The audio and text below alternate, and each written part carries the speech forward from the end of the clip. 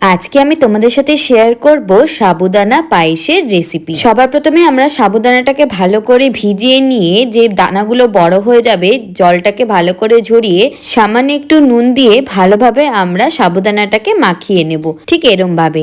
এবারে আমরা কড়াইতে দুধ দিলাম, দুধটাকে আমরা ভালোভাবে ফুটিয়ে নেব। আর এবারে আমরা সাবুদানাগুলো যেগুলো নুন দিয়ে ভালোভাবে মাখিয়ে রেখেছিলাম সেগুলোকে এরম ভাবে গোল গোল করে একদম লাড্ডু শেপে তৈরি করে নেব। এবার দুধটা ফুটে এলে তার মধ্যে দিয়ে দেব আমরা স্বাদ মতো চিনি, আর দিয়ে দিচ্ছি গুঁড়ো দুধ, আর তার মধ্যে দিলাম আমরা কনডেন্স মিল্ক। আপনারা চাইলে কিন্তু কাজু বাদাম কিশমিশ ড্রাই ফ্রুটস আপনারা অ্যাড করে দিতে পারেন, আমি এখানে ড্রাই ফ্রুটসটা দিই।